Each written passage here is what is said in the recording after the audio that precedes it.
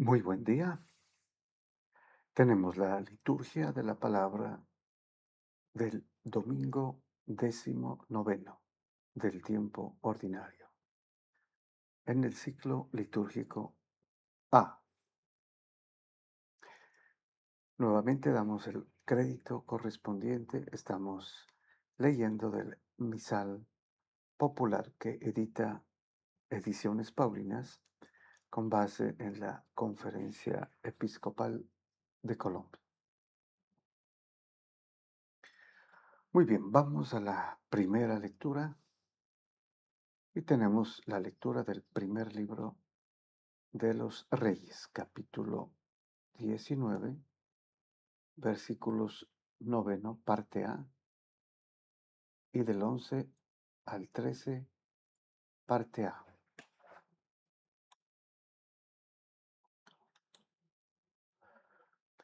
Muy bien, nos dice entonces el primer libro de los Reyes.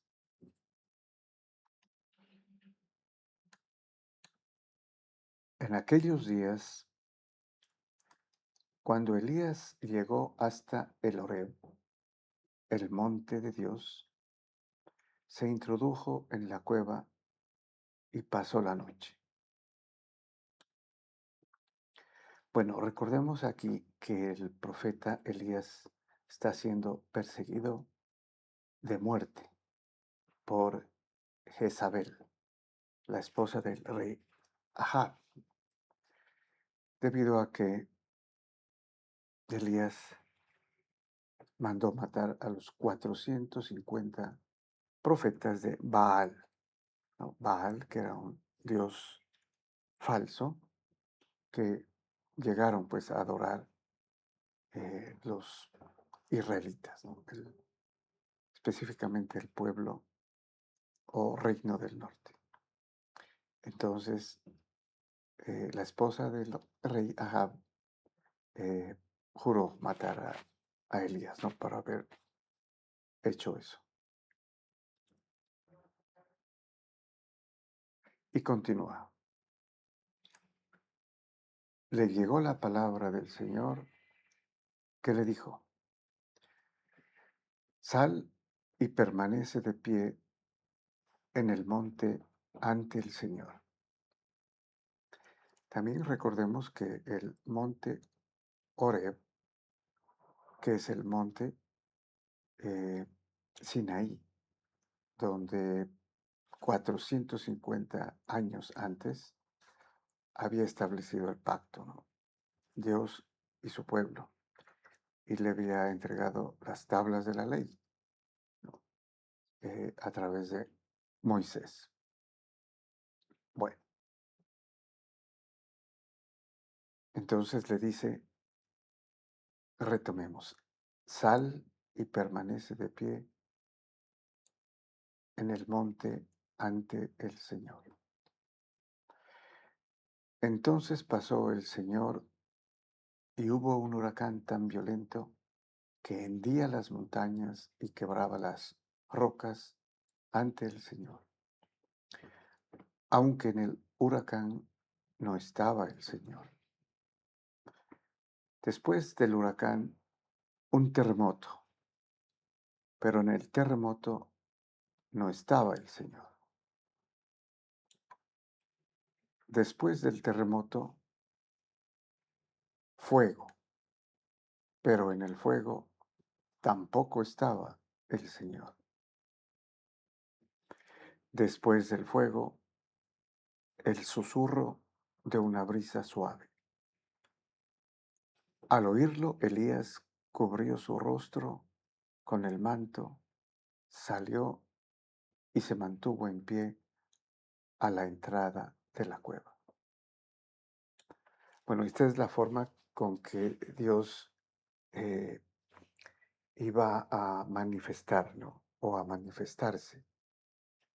Y no lo hizo ni en el huracán, ni en el fuego, ni en el terremoto, sino con una brisa suave. Y entonces se dio cuenta el profeta Elías que allí estaba la presencia del Señor en el Antiguo Testamento, ¿no? Con lo cual él tuvo que cubrir su rostro, ¿no? Porque no podía ver a Dios. Muy bien, y pasamos al Salmo responsorial. Tenemos el Salmo 84, cuyo responso es: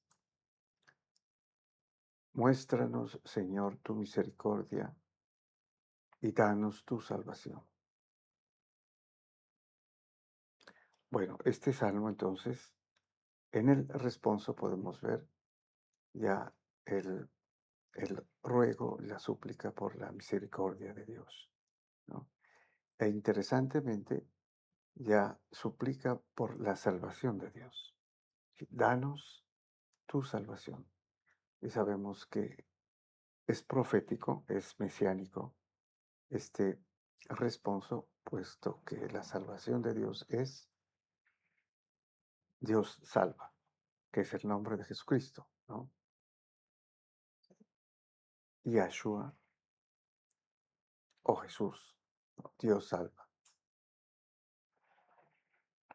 Yahushua, Dios salva.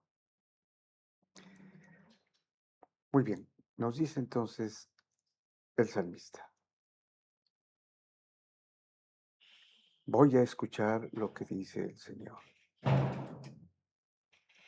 Dios anuncia la paz a su pueblo y a sus amigos.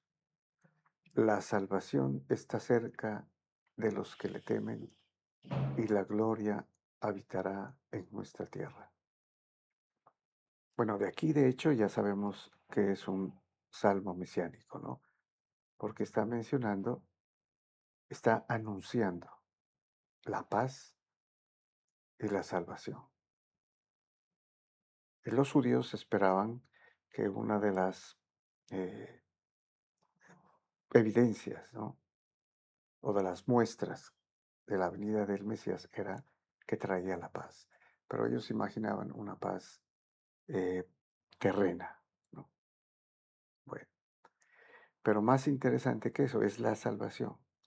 Dice, la salvación está cerca y hace obviamente referencia a la era mesiánica y más precisamente al Mesías, a Jesucristo. Y continúa: la misericordia y la fidelidad se encuentran, la justicia y la paz se besan, la fidelidad brota de la tierra y la justicia mira desde el cielo. Bueno, aquí en estos términos del hebreo podemos ver eh, cómo se acerca el cielo a la tierra, porque de hecho eso es lo que sucedió en la era mesiánica. Es el mismo Dios que habita, ¿no? Llega a la tierra con su reino.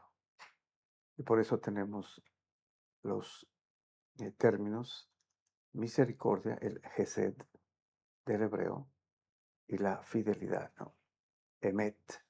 Dice, se encuentran, ¿no? La misericordia del cielo, que es el amor divino, el amor de Dios, y la fidelidad de los fieles, ¿no? De aquel resto del pueblo judío que permaneció fiel a la alianza, al pacto y a la ley, ¿no?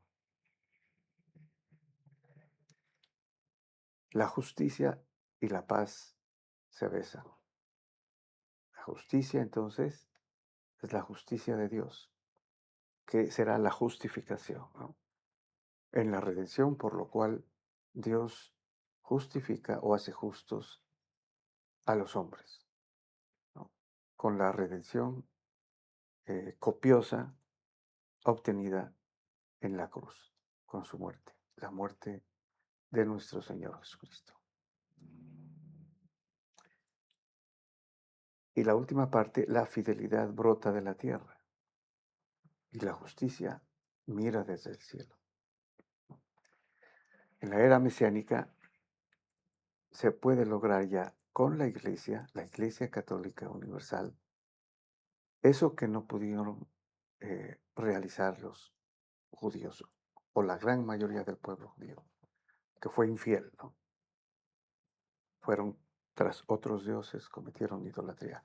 Acá tenemos la fidelidad de la iglesia, ¿no? Porque recordemos, la iglesia y Jesucristo son uno, en una relación esponsal. Entonces la fidelidad ya brota de la tierra en la era mesiánica. Y la justicia mira desde el cielo. El cielo se acerca a la tierra como justicia con la redención obtenida por nuestro Señor Jesucristo. Y continúa. El Señor nos dará la lluvia, y nuestra tierra dará su fruto. La justicia marchará ante él y sus pasos señalarán el camino. Aquí habla ya de dar fruto, ¿no? Nuestra tierra dará su fruto. Se refiere a las obras, ¿no? En la era mesiánica, ya con el Espíritu Santo, con el amor infundido, ¿no? Derramado en nuestros corazones, podremos hacer obras de amor, que es el fruto, ¿no? La tierra dará su fruto. La humanidad, ¿no? Ya en la iglesia dará su fruto. Muy bien, y pasamos a la segunda lectura. Tenemos la lectura de la carta del apóstol San Pablo a los romanos, capítulo 9, versículos del 1 al 5.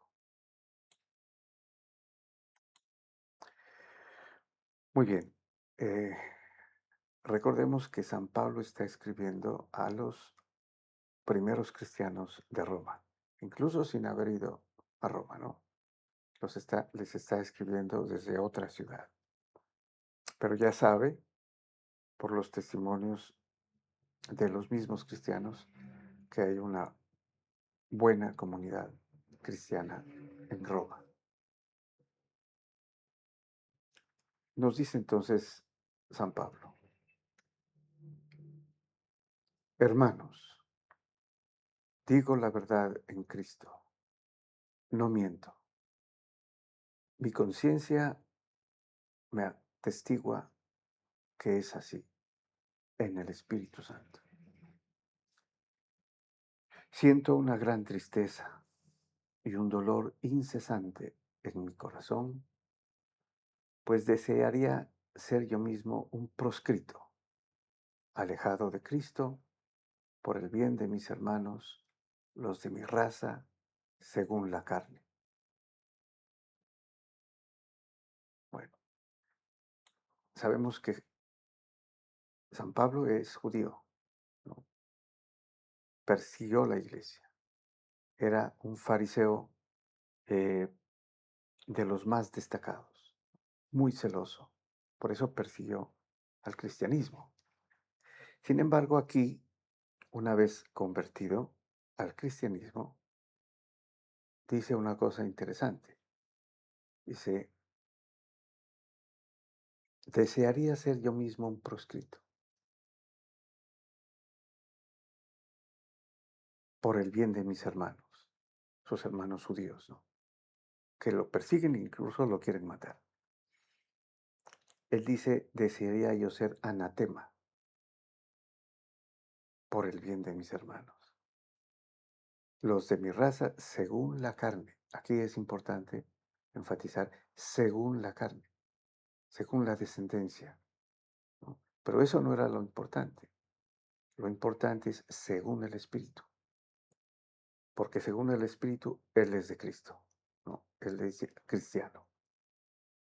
Y los judíos que se vanagloriaban de ser hijos de Abraham, ¿no? Por descendencia, según la carne, estaban completamente apartados de la vida espiritual, de la vida en Cristo. Por eso continúa San Pablo. Ellos son israelitas y a ellos pertenece el don de la filiación adoptiva, la gloria, las alianzas, el don de la ley, el culto y las promesas. Suyos son los patriarcas y de ellos procede el Cristo, según la carne, el cual está por encima de todo, Dios bendito por los siglos. Amén. Resalta San Pablo, ¿no? De los judíos proviene la filiación adoptiva, grande, ¿no? Porque fueron el primer pueblo de Dios. La gloria, las alianzas, la alianza hecha con Noé, con Abraham, ¿no? Con el pueblo en el monte Sinaí, la ley, el culto, ¿no? Los judíos tenían un culto a través de la liturgia judía que realizaban en el templo. Y los patriarcas, dice, esto es judío, y de ellos procede Cristo. Qué mayor orgullo, a pesar de que lo rechazaron. Pero todo esto dice según la carne, pero no según el Espíritu. Y termina diciendo algo que es bastante importante, ¿no? Es la declaración de la divinidad de Cristo en el último versículo, ¿no? De ellos procede el Cristo según la carne, el cual está por encima de todo, Dios bendito por los siglos. Amén. Le llama Dios, ¿no? A Cristo por los siglos de los siglos, diríamos nosotros, ¿no? Amén. Muy bien, y pasamos al Evangelio. Tenemos la lectura del Santo Evangelio según San Mateo, capítulo 14, versículos del 22 al 33.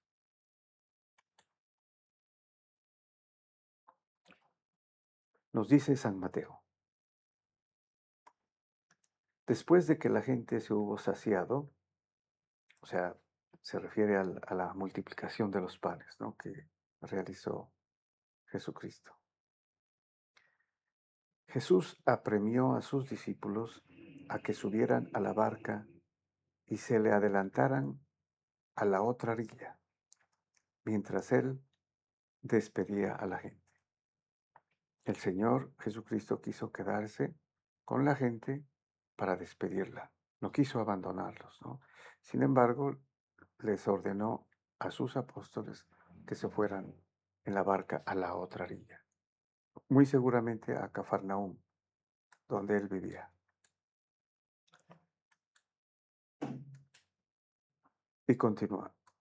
Y después de despedir a la gente, subió al monte a solas para orar.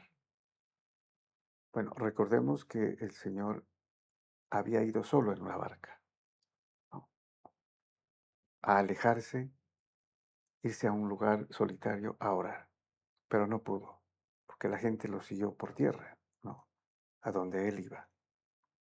Y cuando llegó, estuvieron escuchándole, él curó sus enfermedades, expulsó demonios.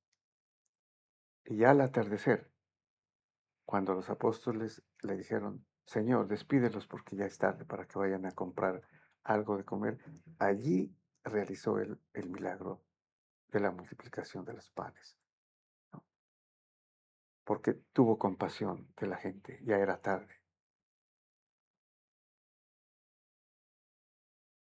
Pero ahora parece que ya tiene el tiempo, solo ahora, para ir a orar, ¿no? Por eso dice, y después de despedir a la gente, subió al monte a solas para orar.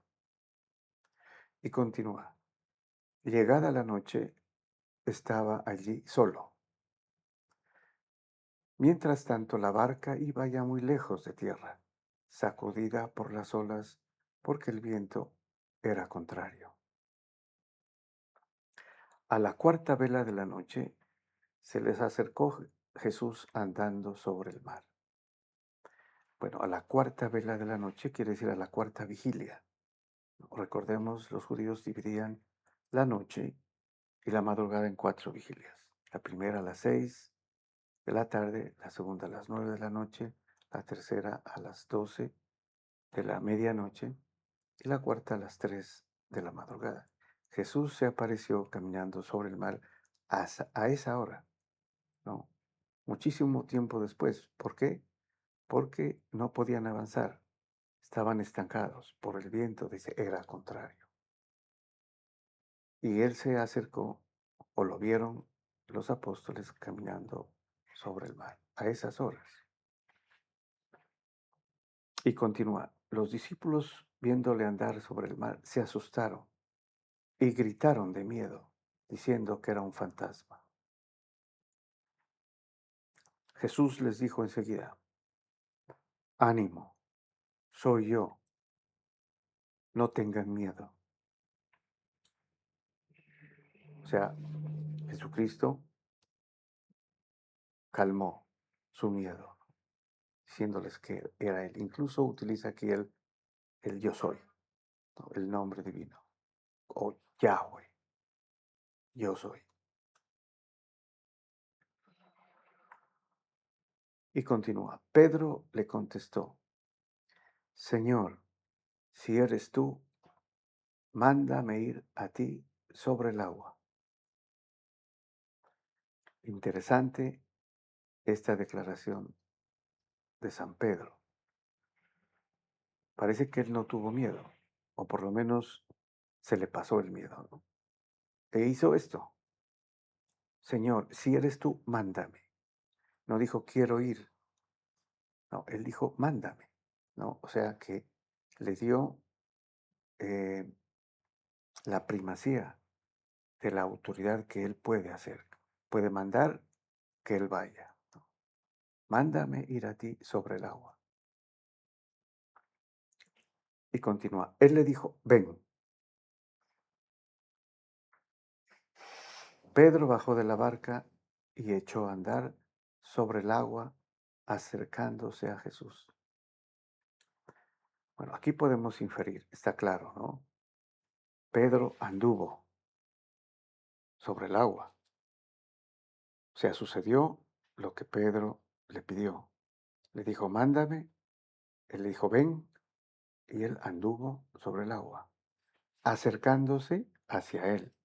Es importante, ¿no? La dirección. Él no caminó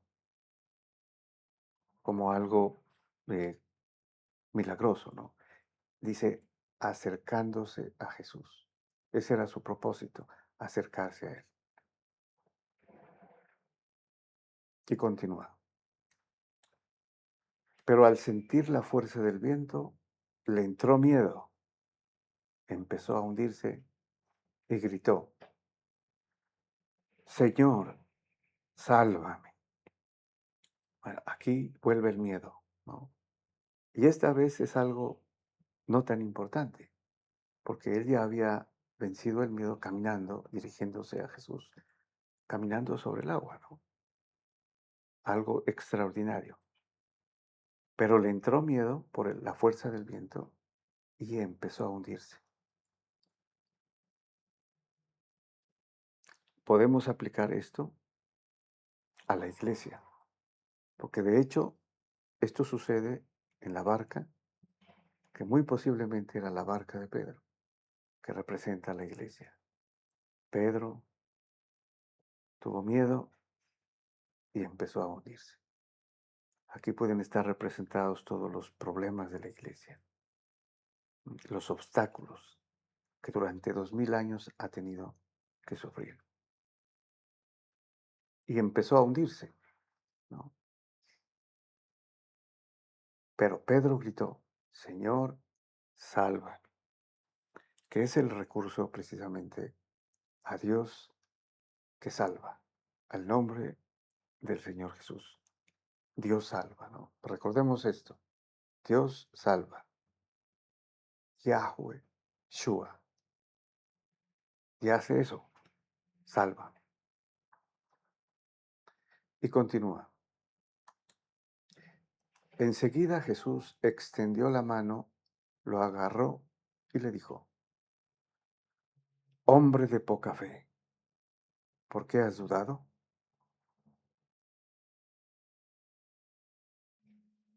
le recriminó su poca fe,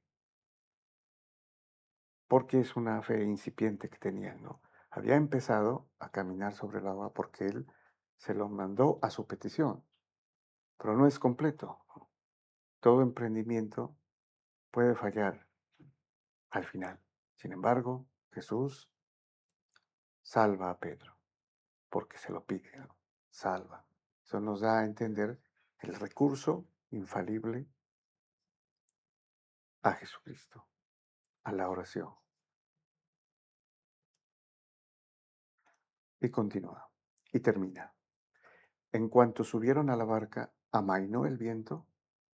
Los de la barca se postraron ante él, diciendo, realmente eres el Hijo de Dios.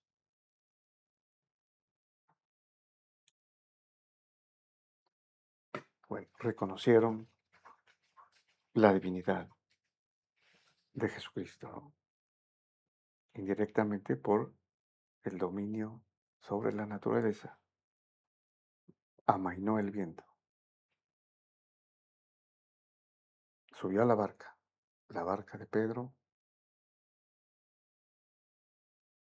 y los apóstoles se postraron, adorándolo, obviamente, y declarándole que él era el Hijo de Dios. Muy bien, muchas gracias y bendiciones.